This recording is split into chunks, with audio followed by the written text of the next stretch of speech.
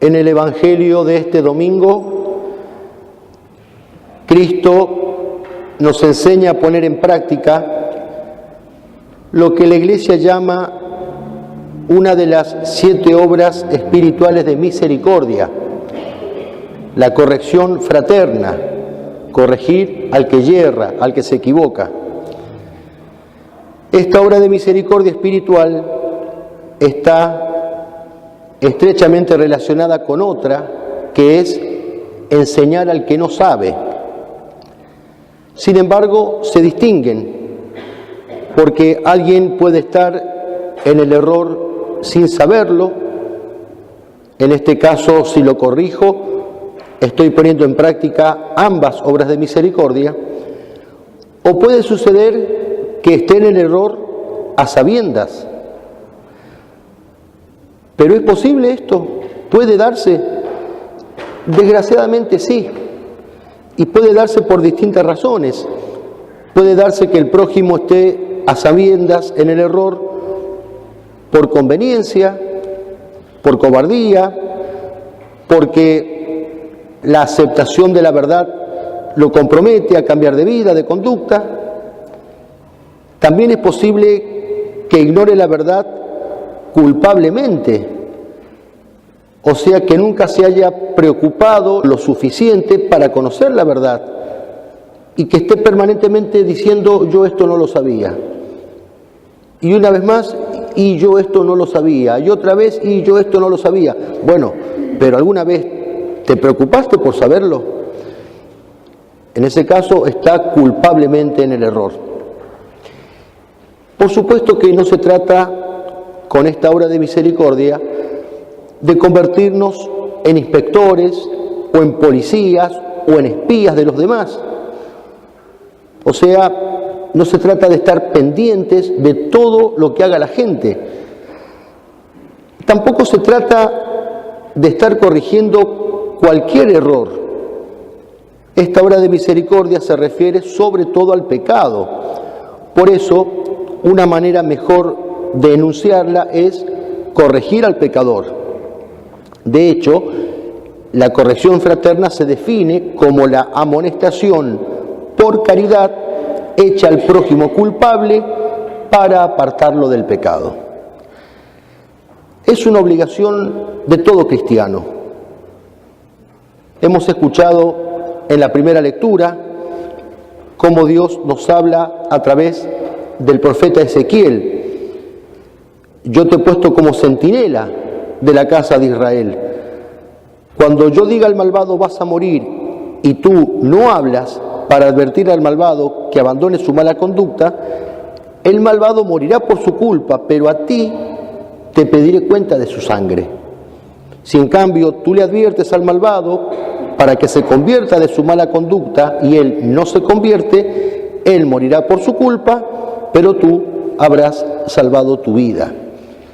Es una obligación de todo cristiano, a tal punto que si pudiendo apartar al prójimo de un pecado mortal, por vergüenza o cobardía no lo hago, cometo yo un pecado mortal.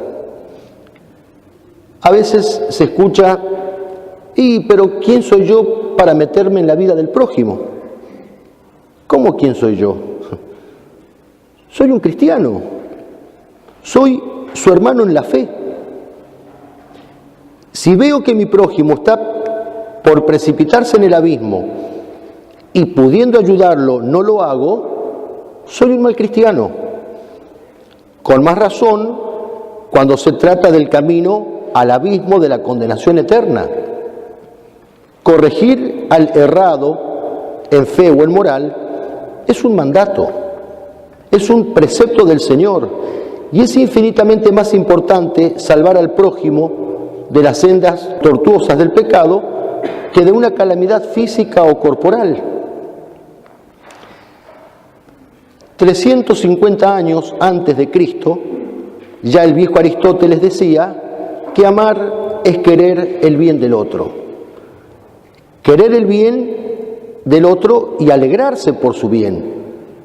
Cuando queremos el bien del otro y nos alegramos, como consecuencia nos dolemos por su mal.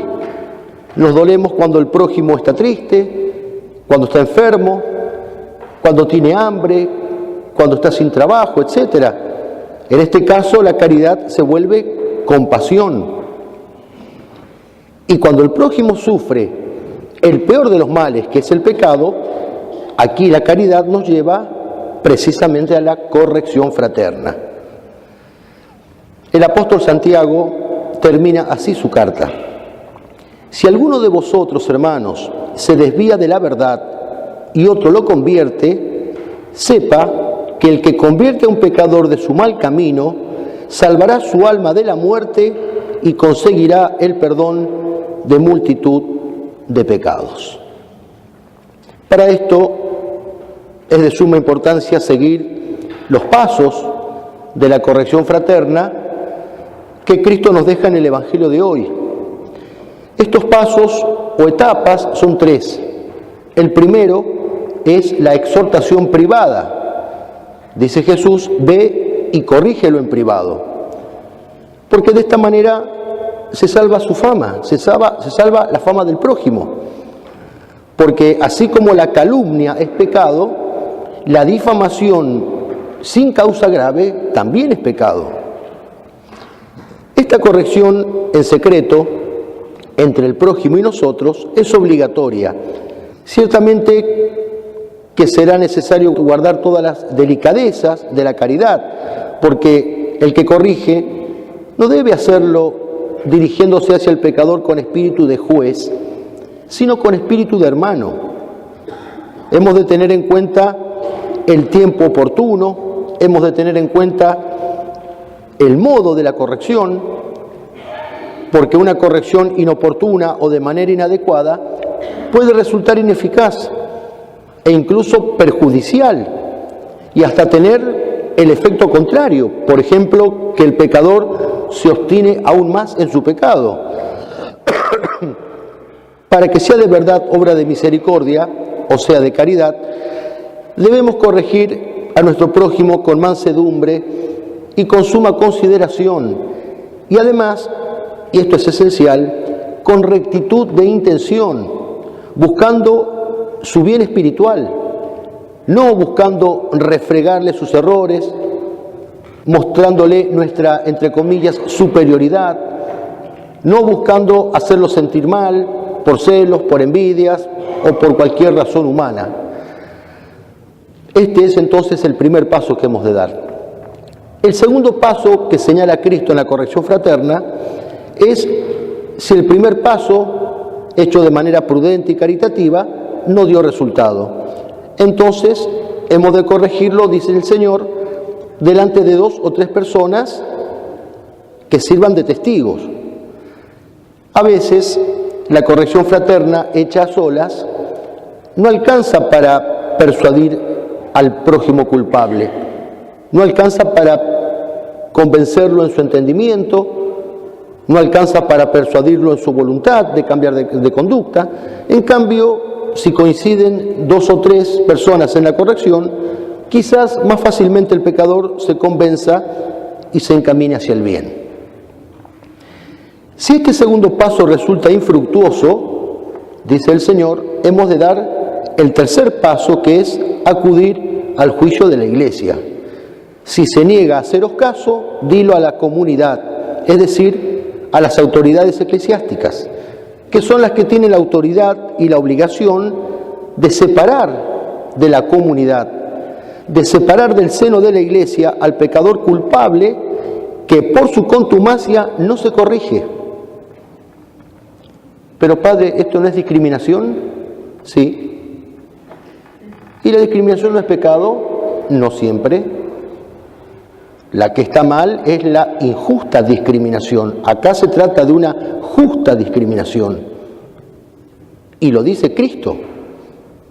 No solo que no es pecado, no solo que no va contra la caridad, es en nombre de la caridad que hay que hacer esa justa discriminación. En nombre de la caridad hacia el prójimo culpable y hacia los demás hermanos que se pueden desviar del camino del bien por el mal ejemplo, por las doctrinas erróneas de este prójimo culpable que está corrompiendo a la comunidad. Aquí Cristo se está refiriendo al pecado público, al daño hecho públicamente. Este deber de corregir compete particularmente a los que tienen autoridad, a los padres de familia, a los docentes, a los educadores en general, a los superiores religiosos, a nosotros los sacerdotes, a los obispos, de una manera especialísima al Papa. Pero también ha de darse la corrección hacia un superior. En el capítulo 2, versículo 11 de su carta a los Gálatas, San Pablo cuenta, leo textualmente, que se enfrentó cara a cara con San Pedro porque era digno de reprensión. Y San Pedro era el primer papa. Y sin embargo estaba obrando mal. Y San Pablo lo corrigió. Por supuesto que se requiere la suficiente humildad y la suficiente magnanimidad para aceptar ser corregido. Porque así como no es fácil corregir, tampoco lo es aceptar la corrección. Y más cuando proviene de un inferior en puesto, en misión, en dignidad. Dice la carta a los Hebreos: ninguna corrección nos alegra en el momento, más bien nos duele, pero con el tiempo, si nos dejamos instruir, nos traerá frutos de paz y de santidad. Es la otra cara del precepto divino. Así como existe la corrección activa, es decir, el deber de corregir, existe también la corrección pasiva, o sea, el deber de dejarse corregir. El libro del Eclesiastés enseña: más vale oír reproche de sabio que alabanza de necios. Quien quiere corregir a alguien tiene que estar dispuesto a ser corregido. Y aquí es donde realmente se ve si uno es suficientemente maduro, caritativo, virtuoso para corregir a los demás. Tarea difícil, tarea ardua, pero en mayor o en menor grado, obligación de todos. El objetivo es ganar al prójimo, ganar al hermano, conquistarlo para Dios, es decir, el bien espiritual del prójimo. Pensémoslo y pidámosle a la Virgen que nos ayude a vivir en serio la caridad, que nos ayude a llevar a la práctica este mandato de Cristo, este precepto evangélico, para la mayor gloria de Dios, para el bien de nuestras almas y para el bien de todos aquellos que el Señor pone en nuestro camino. Que así sea.